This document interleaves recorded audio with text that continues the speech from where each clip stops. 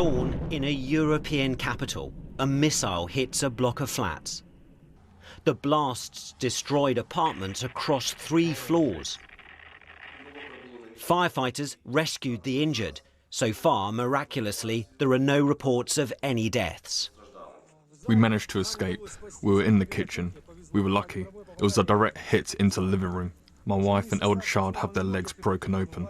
The younger was taken somewhere by the rescuers. I am looking for him now. Today, Ukraine's president posted this from the streets of the capital.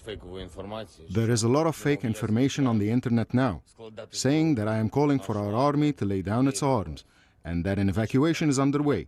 Well, I'm here. We will not lay down any weapons. We will defend our state because our weapon is our truth. And still the missiles come. Here, a residential building in the centre of Kyiv. It's not clear if there were any casualties. President Putin hoping that attacking Ukraine will encourage Ukrainians to overthrow their own government. I appeal to the servicemen of the armed forces of Ukraine. Do not let neo-Nazis and Ukrainian ultra-nationalists use your children, wives and the elderly as human shields. Take power into your own hands. This country is under attack from 3 points of the compass.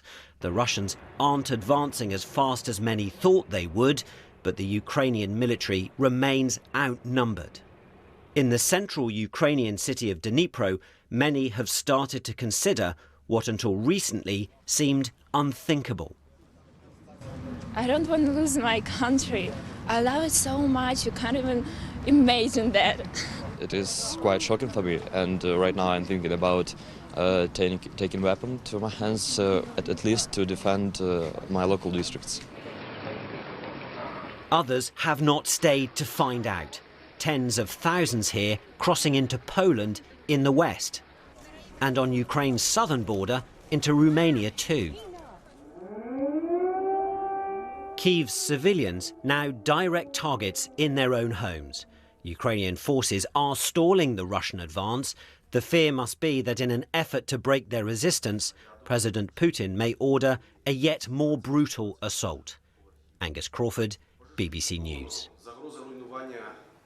And let's go now to our chief international correspondent, Lise Doucet, in Kyiv. And Lise, as we saw in the headlines, the security situation is such that you and many others throughout the capital are having to take shelter in basements.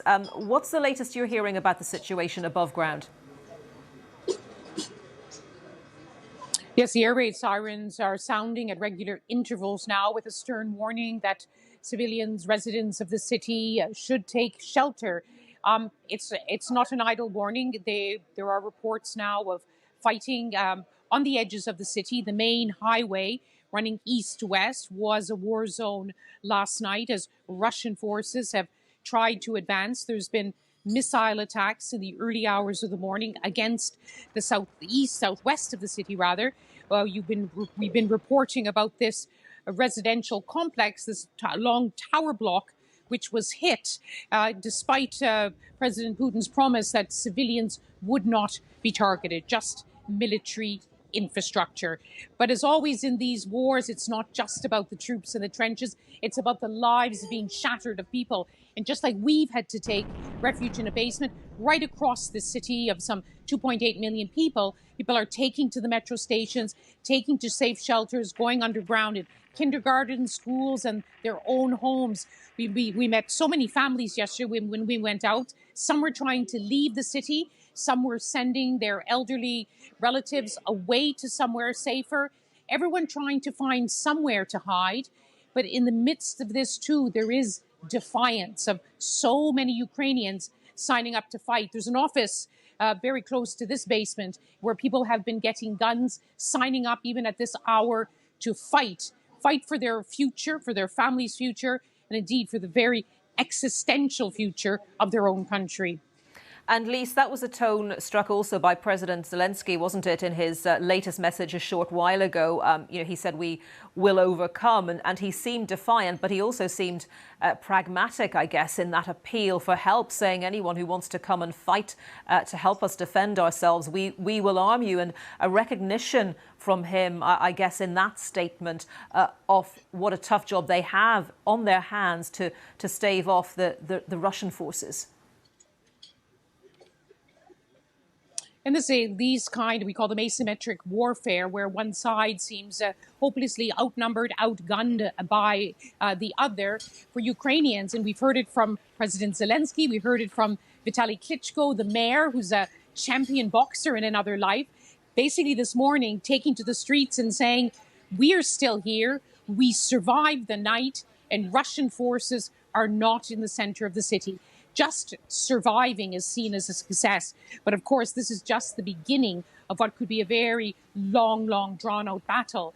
And President Zelensky, former comedian, as many people like to mention, but now he's a wartime president. And I know from being here for many weeks that he hardly a day goes by, and sometimes twice a day, he addresses the Ukrainian people directly in one very emotional speech. Before the invasion began, in fact, hours before, he appealed directly to the Russian people. He switches from Ukrainian language to speak to his people, then switches to Russian to speak directly to the Russian people, urging them not to wage in war against their neighboring. There's so many deep personal historical connections between the Ukrainian people and the Russian people, not in that same way that President Putin has said that the country should not exist because it's an inexorable part of Russia itself.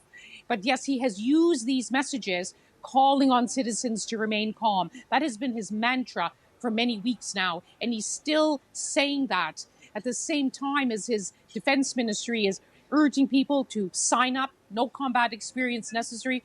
Any man now between the ages of 18 to 60 could be called up, but there's so many volunteers. People also being told yesterday to prepare Molotov cocktails to take on the invading forces. So this is not just army to army, it is very much the army against the people as well. And it's interesting, just reflecting on what you're saying, Lise, about the juxtaposition, I guess, between what's happening on the ground and what's happening beyond Ukraine's borders, because clearly other countries are lending their support to Ukraine, whether it's citizens protesting on the ground, whether it's sanctions at governmental level, whether it's sporting bodies, business organizations condemning the invasion by Russia of Ukraine. But when it comes to what is happening on the ground, albeit other countries have sent in arms and so forth, the Ukrainians really are doing this themselves, aren't they? The fight is with them alone. It's quite an extraordinary moment of history. It's a moment where we are reminded hour after hour, day in, day out, it matters. It matters most of all to the people of this country now under attack. It matters to the neighboring countries, including those of the NATO alliance, who have now invoked Article 4, asking for more protection because now they too feel threatened. It matters in London, where, as you say, it's not just the soldiers and military leaders, it's diplomats, it's sportsmen, it's filmmakers, it's artists. It's really a profound realization is sinking in. Yes, this is about Ukraine, but it is about all of us. It is about territorial integrity. It's about sovereignty. It's about people being allowed to determine their own future. This is a war which is shooting right round the world, which is why you are now broadcasting. We're all broadcasting from capitals around the world because everyone wants to have a say. Everyone feels affected in some way. But when you get down to the actual conflict of the ground, it is the Ukrainian people and armed forces against the might of the Russian army and navy and air force. Lise, thank you very much. Lise Doucet, our chief international correspondent. Do stay safe, Lise. Well, our